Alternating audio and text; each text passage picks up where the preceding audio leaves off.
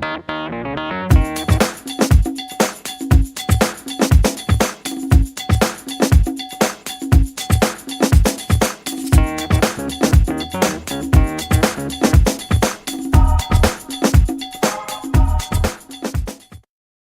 we have for everyone. We'll start ladies first on the end here. Hi again, my name is Teresa Dalla-Best. I'm the writer, director, producer of Genesis, the Black Speculative Film. You saw the sneak peek of earlier today. My name is Donnie Newpart. I'm the writer, director of the web series Osiris. That's one of several episodes that we have. They're all available online on osiristheseries.com. My name is Tommy Bottoms. My background is actually in spoken word. Recently just got into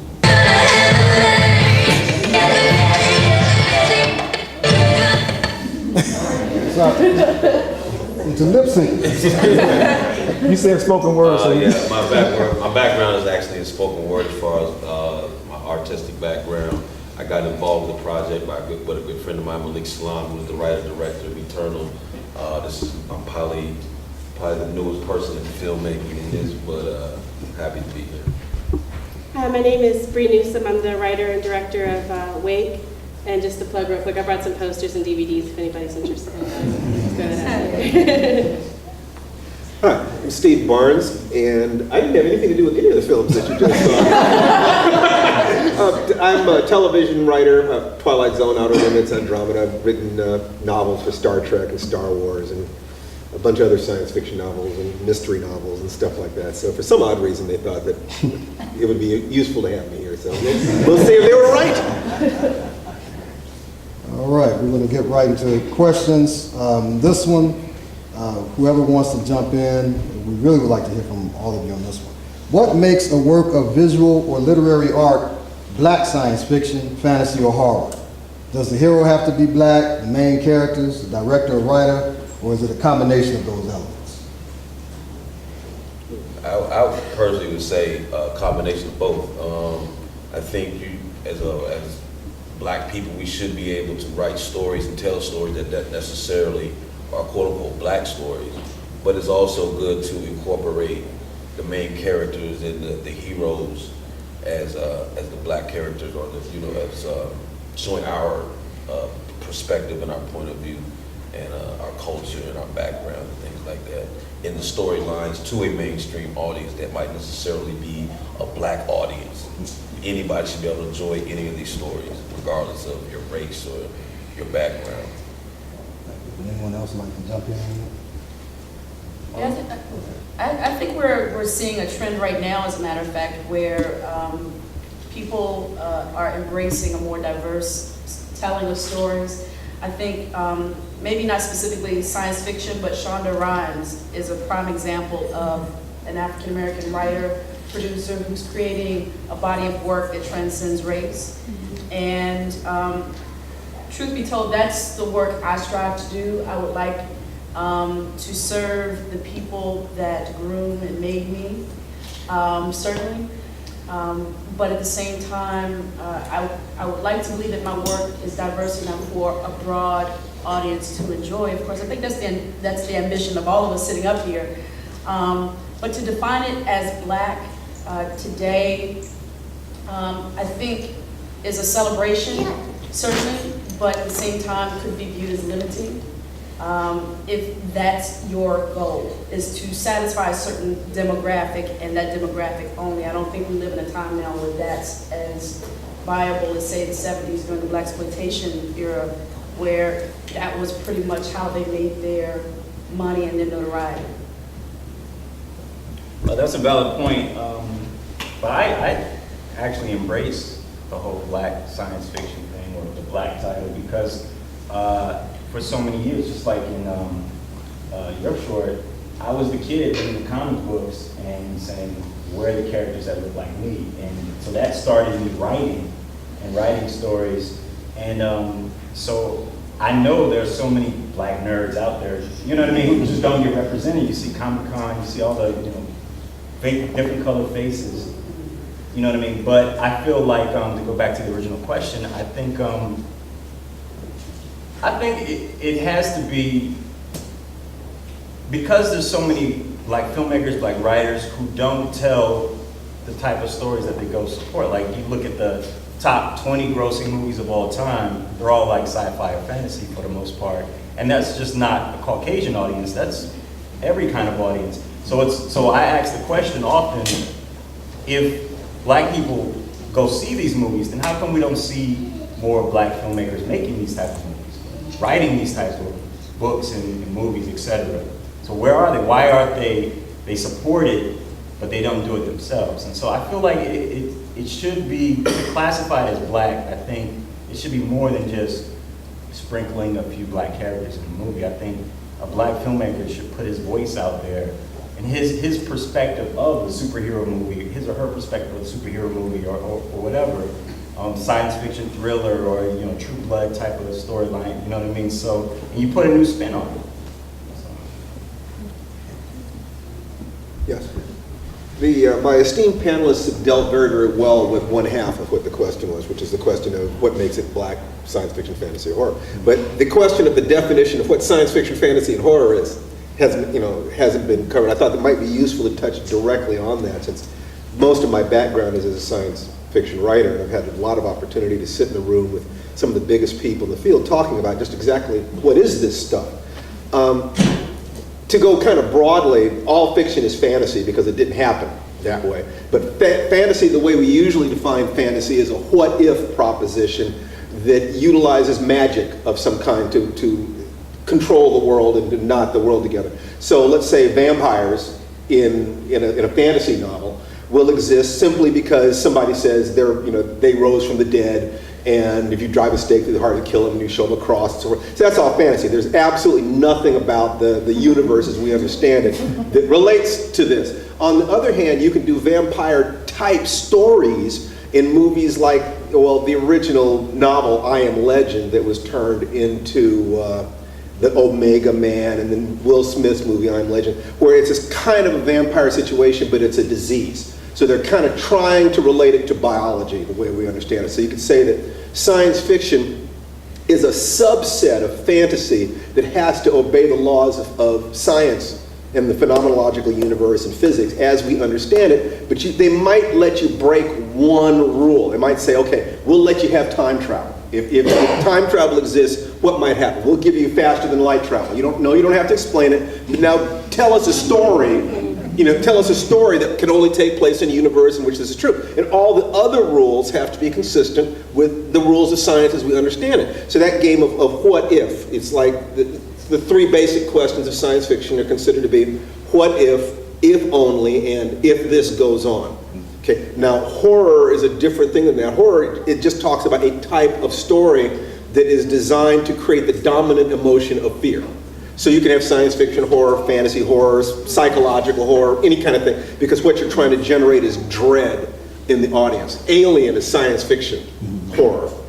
Night of the Living Dead is fantasy horror, kind of, sort of. Okay, and Silence of the Lambs is psychological horror. So I just wanted to kind of lay down some definitions there. My partner faded off into the. All right. How and why are Black people negatively portrayed in the media? How do these images affect society? Because we don't just want, we know that we're portrayed, but how and why are we portrayed negatively? You had to go there, didn't you?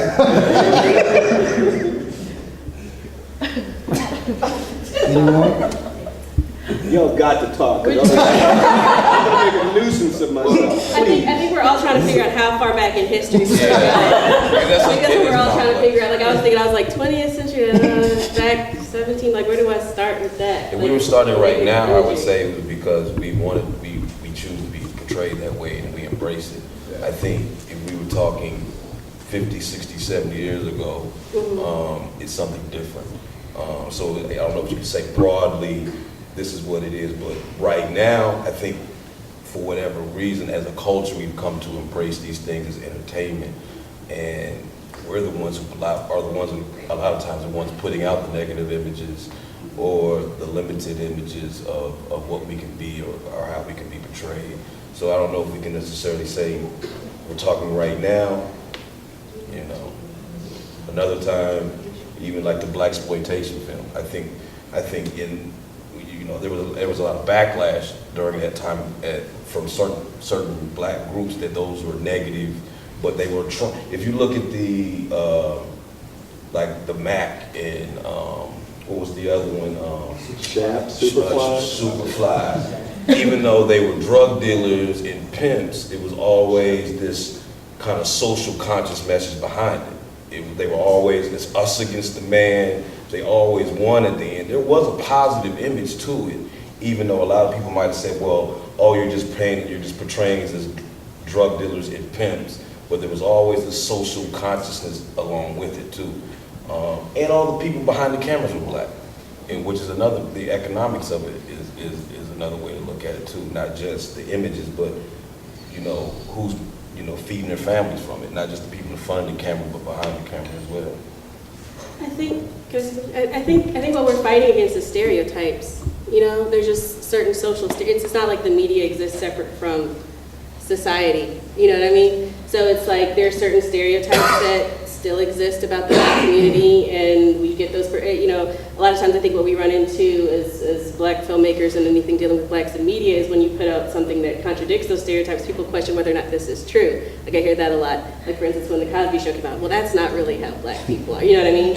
So I think that's part of what we're fighting. I don't even know that it's necessarily, I don't think people sit around and say, well, how do we negatively portray black people? Well, as they certainly did at one point. But, you know, I mean, there was definitely a conscious effort at one point. But I think some of it is just combating certain stereotypes. You know, I don't think that there was an attempt to portray black people negatively. I think that's how they actually felt.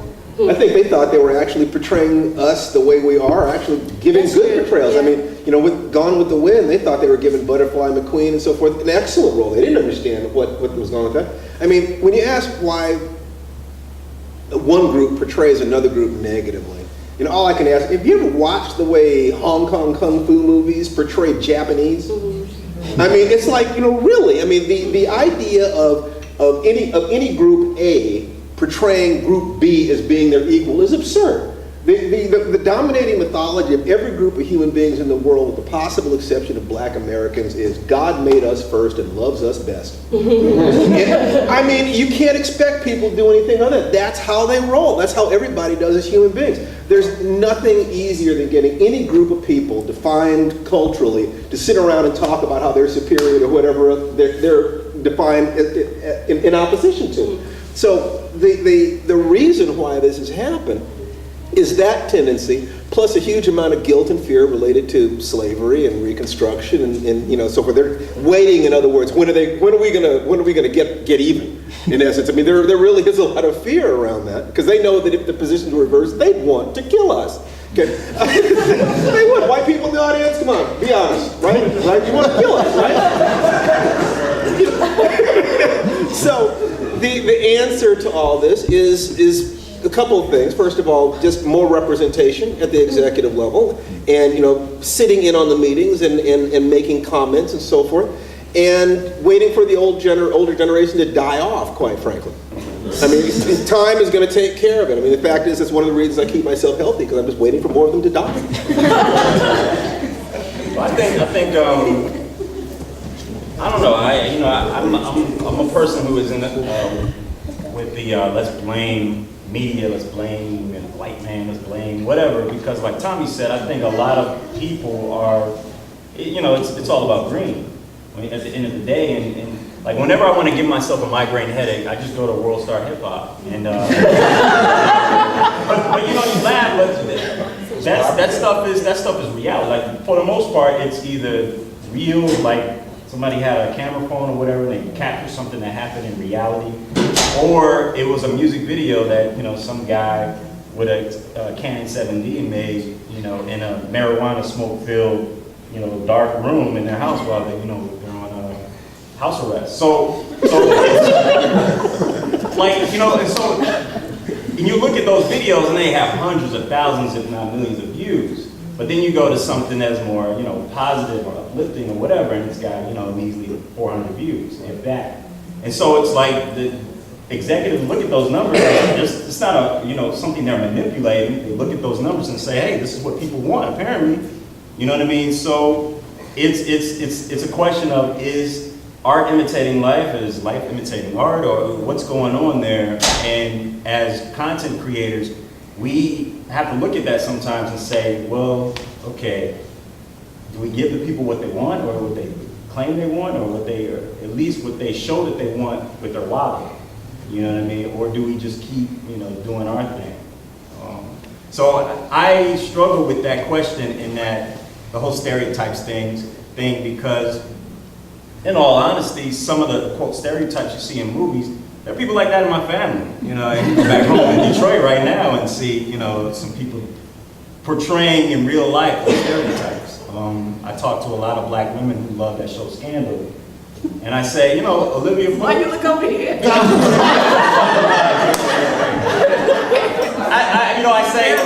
I say Olivia Pope is fictitious, but that woman, screaming on the bus in that video on YouTube, she's real. You know what I mean? So it's a constant struggle. Well, I would challenge it though, because Olivia Pope's not fictitious. She's based on an actual. Well, I mean, just the series itself. Oh, it's okay, not a yeah. documentary or something. Oh, okay, yeah. Right now, with television in particular, I mean, we're seeing this trend of little to no representation on television again, which is concerning to me, especially just 3 nights ago. I remember watching, I don't know, I was kind of flipping through something, and I was thinking to myself, what happened to the time where at one point we had Cosby, Different World, Living Single? I mean, it was like at one point we had this menu of representation, and then suddenly all our hopes and dreams rest on the shoulder of Olivia Pope right now. And for better or for worse, there's a lot of dialogue about this black woman, this black character, as an adulteress, barking at, and at the same time, it's, well, if she'd been portrayed by a white actress, will we be still having the same conversation? I mean, if you look at a show like Damages, and you have someone like Glenn Close, who's portraying, a damaged person herself, but no one, said a word about that. And I think a lot of times, right now, what we're seeing is that we're not putting our viewership, like you said, behind the quality. We're putting our viewership on user-friendly based content like YouTube and I don't even know, what's the name of it, World Star, somebody. I try to avoid it as best I can, because the few things I've seen on it, I'm just like, wow. I know I've been known to quote Sweet Brown myself, but I happened to see today, as a matter of fact, she's a spokesperson for local dentistry. There's a dentist office that's using her as their spokesperson with gold fronts, and I just thought, wow. And then they showed the picture of the 2 dentists, and it's a white man and a white woman, and it's just damaging and hurtful. We go through these waves of fight, struggle, complacency. Fight, struggle, complacency, I think. And right now, I think we're in an era of complacency. I think we're accepting whatever that's presented to us in general. And the 1 or 2 things that are tossed our way, we either jump on it and embrace it, or jump on it and criticize it, and there's no place in between. And I think we're seeing a lot of that right now. And then you have folks that are sitting here that are just like, you know what, I'm bucking the system, I'm putting it up myself, and that's what I'm just going to do. And I think that's where true art and true storytelling rest now anyway. I don't think we can look to the same places as commercial television and film for the answers or the images, quite frankly. However, I had some really strong things to discuss about Django, but I guess we'll get to that later. It's funny you mentioned that. I'd like to make one comment about Scandal. Sure. One way I'd like to give it props, and that is that they mentioned this at the Image Awards. It's been 40 years since there was a dramatic series starring a starring a black woman specifically. And in the history of network television, there have only been about 4 successful dramatic hour-long series with non-white stars. So every time you see one of those, tons of comedies, almost no dramas. So I'm really pulling for that show to make it. It may be, scandalous. But this is where we're funny, though. Important. Here's where we're funny. we'll get behind Scandal. I love Scandal. I'm sitting here looking at my watch. Come on. But folks are not willing to get behind Deception the same way. Right, exactly, your face. I love it. That tells me everything. It's NBC's answer, or, well, no, I take that back. I don't want to, do NBC like that. But they have a dramatic show starring Megan Good. Better storyline. With a better storyline. That's debatable. But what I'm saying is that I've actually seen people in social networking, and Facebook and Twitter and different things actually discuss why they would get behind Scandal with such a character as Olivia Pope as she is, and not get behind the FBI agent or the police agent that is depicted in Deception. And, well, Scandal it was first. And Scandal was, and it's this idea that you can't support both, that you have to pick a camp. You're sitting here like doing amen for those hands. Okay, I mean, if you don't mind me kind of tossing it to them, I mean, what's your take on it? We want to go ahead and get a question on me. We'll get it out. Okay, my bad then. All right. Well, I mean, that's the thing though. We have these opportunities to support solid shows, but then we also kind of pick them apart and pick and choose and become have this divisive sort of thing about ourselves that won't allow us to embrace those sorts of shows right now. I'm kind of conflicted on the whole Black industry because I would use, there was a time when I would be like really super sensitive about every kind of portrayal that there was of Black people anywhere.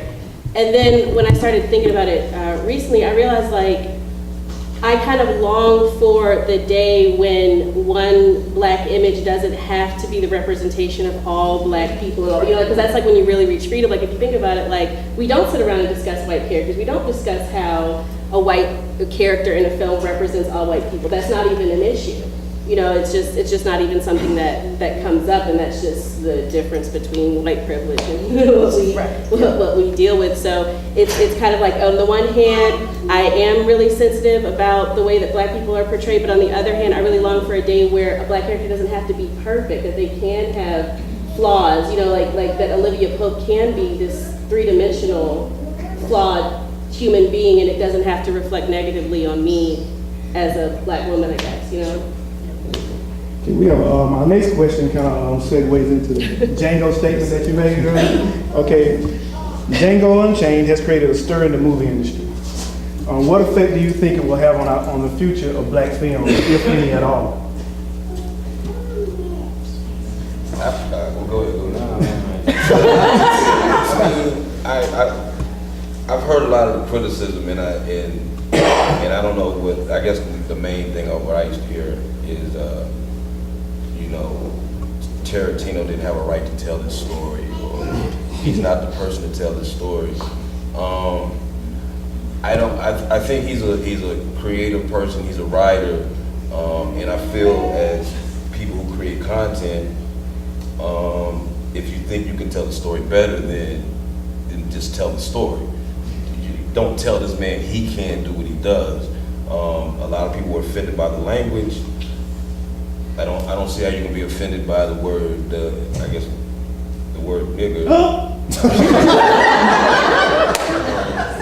If it has this hold on us 200 years later, then why not portray it from when the time period it came out? You can't say N-word during the slavery times. It would not make sense, you know what I mean?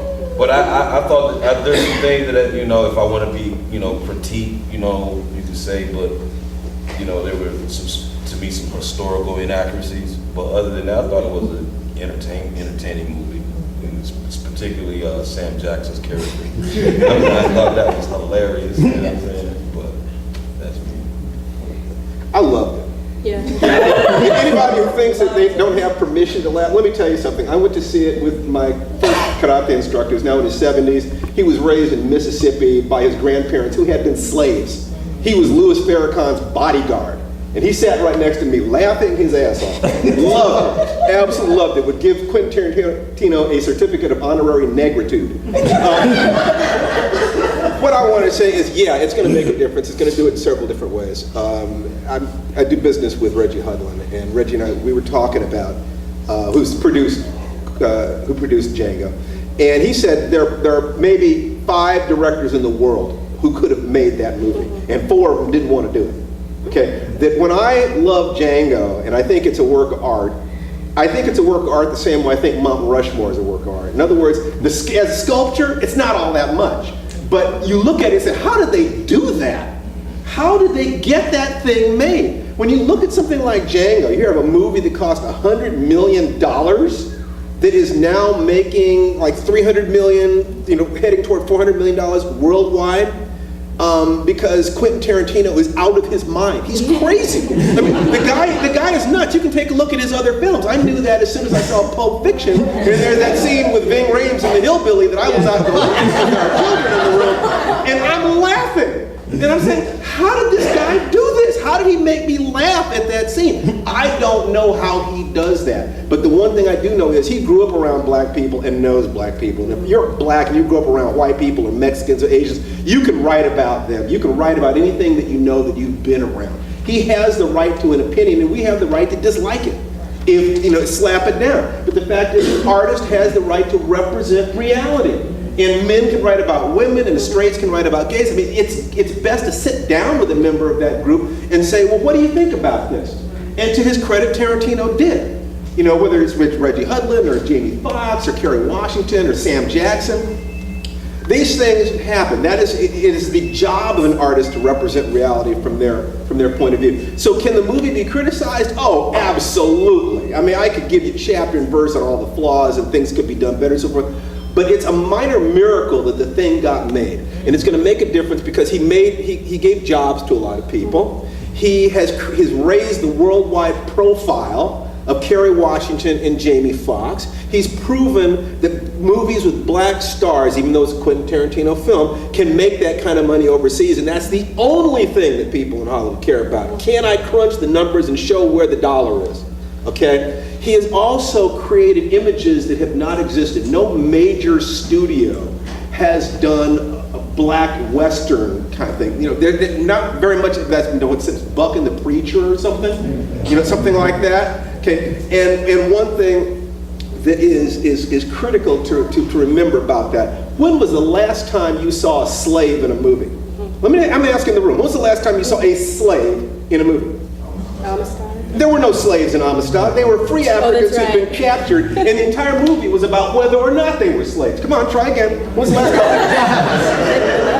time? Beloved did not have slaves in it. It had ex-slaves in it. When was the last time you saw the thing itself depicted on Roots? Was a television show. It was not a movie. It's happened since then. I literally don't know, but 10 years, 20, 30? I mean, it is the third rail of cinema.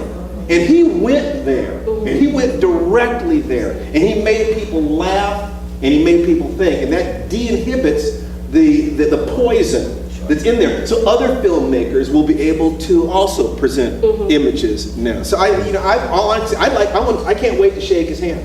And he did a good thing. It's not a perfect thing. I understand why some people wouldn't like it, but I think it was a good thing and a brave thing. I thought the movie was amazing, quite frankly. The only other movie that gave me the feeling I had while watching Django was Rosewood. Yes. Yeah. It was that feeling of, okay, you know what? It is what it is. Do it. I was born and raised in Virginia. And Nat Turner, the story of Nat Turner is not folklore. It is history. That moment where that one person said, I can't do it, I can't take it anymore, and turned the weapons of the master in on themselves. Or that moment where you feel like the oppressed is having their moment, having their revenge, or having their victory, or having, they're winning in some way. And it doesn't have to be historically accurate as much as soul or spiritually serving. Yes. That's how I feel. Yeah. Oh, I kind of feel bad right now. Quentin Tarantino was the first filmmaker for me that did something I think Spike Lee wish. And I love Spike. I love the Spike camp, but it was that moment where I felt like in my DNA I was served. Yes. And Rosewood gave me that because when we saw those people get on that train and were getting out of there after all of what they had been through, I just felt like I wanted to cheer, and I was surrounded by a bunch of white folks in the theater when I saw it in Canton. And I didn't even know the movie was going to last that long in Canton. And I was nervous at first because I sat there going, I can't celebrate. I can't be okay with him whipping the slave master with his own whip. But there was something in my spirit that just said, this is not about the movie. This is a visceral sort of remembrance that I'm just going to have to embrace. And aside from being a filmmaker who could also, say, hey, these are the things that we celebrate, and these are the things that are flawed, that movie just gave me an exhale in a way that I don't think I'd ever experienced with any other film.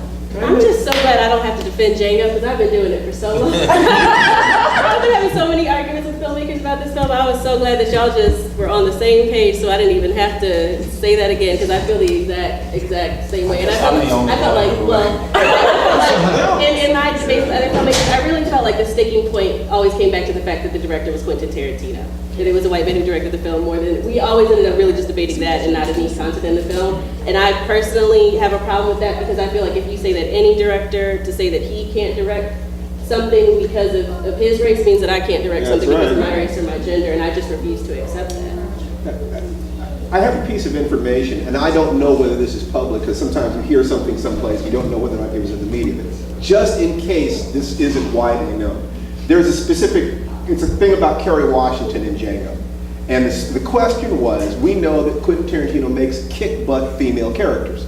So why wasn't Broomhilde a kick-butt female character? Reggie Hudlin asked Quentin Tarantino that. And Quentin Tarantino said this, that black women have always had to protect themselves. Yes. They have always had to fight for themselves. They never had a hero to come and rescue him. Yes. Rescue him. And that's what he wanted to give them. Yeah, because I tell you what, when he opened up,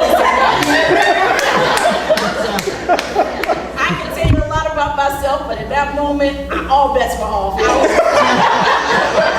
think, go back to the original question, I think, and not to counter you too much, I think the reason why it's not going to really change much is because we've seen this before. We've seen, the movie with the black lead or the all-black cast, whatever, be a big hit, and then you think, okay, this is a new wave coming, and then nothing happens. I mean, Will Smith is one of the biggest stars in the world, and we don't see a bunch of other Will Smiths. He's pretty much it. That's all that will be accepted. So I think while the wave, the euphoria, as we see here on the panel, is still like fresh with people like, oh, this movie, and then the Academy Awards will kind of bump that up maybe a little bit more. But eventually it will pass. Tarantino will move on to another type of movie. He won't be making all black films from here on out. And like you said, it took somebody of his stature to make this movie. It was a rare movie, as you said. It was a rare thing that this happened. So that's why I don't think It's not going to make a gigantic change. You're 100% right. But it's like Barack Obama did not create the wave, he rode the wave, okay? Quentin Tarantino, what you're seeing is a whole bunch of different things happening. It's not that this one thing is going to click and suddenly we're all going to be holding hands singing We Are the World. That ain't going to happen. But what you are going to see is like the black exploitation movies, the first few of them were pretty good. Cotton Comes to Harlem and Shaft and Superfly. And then they got crap. And the crap movies drove out the good ones, just like counterfeit money drives out good movies. But even though those black stars did not keep going, there were black people who worked behind the camera and got experience in writing, and those stars did small roles in other movies, and they set the ground for the next generation. We're no more than one generation away from the kind of change. I've lived long enough to have seen so much change in that sense that I can see the points. I can see a whole bunch of different things that are happening. If you want to change, you guys are the ones that are in the position to make that change. The hope that you're looking for is right here. It's not Tarantino or somebody else. It's you guys or nobody at all. I think that's a great dictate also in terms of creativity. I mean, the fact that we have the internet, we have the tools for which to promote our movies with social media. I mean, does that not contribute even to our viewing habits, quite frankly? Because I think a lot of people saying that we were moving away from movies, from TV stations or shows because we didn't see what we want to see. So now we're going online and looking at some of these things. I think Excuse me a pointed- moment, oh, I'm sorry. before you answer. I'm so sorry, but we're going to have to wrap up. We're far over time. So how about I give everyone one last chance to answer and then a big round of applause for everyone, and maybe we can continue the conversations out in the hallway. I hate to shut it down, but you guys have shut down the joint. Congratulations. So I'm sorry, if everyone would like to take a shot at the one last question? Well, I was just going to say, just to really kind of put those 2 points you made as far as there for Hollywood or for corporations to make that change, like you said, everything is the bottom dollar. But now that people have the opportunity to see, this particular generation has the opportunity to see content that doesn't have to go through Hollywood anymore. You have the right to choose, because you have this thing I heard about called the internet that allows you to really, you can really pick and choose what you really want to see. There's no excuse anymore, and Django's effect might not be seen in a year or two, but you will see these changes over a generation. And I think that sometimes we want to see immediate changes, we have to start thinking in 20 and 25 years down the line what it'll look like. And like you said, we're a generation away from that, because you can only have so much negativity or poison that people will consume, and eventually they will reject it and they'll look for something else. You saw small bits of that when you had the hood movies, when everybody was kind of rejecting the hood movies. Then you have the opposite extreme of things like Best Men, where everybody was a doctor, they worked out in the gym, and it was just the complete opposite, because people start rejecting the typical straight-to-video hood movie. You know what I'm saying? So in a generation, we'll see a change. Speaking of the internet, I want to remind everyone you can join the State of Black Science Fiction on Facebook, and perhaps that would be another good place to continue these conversations. I'm going to stop it right now. Thank you all very much for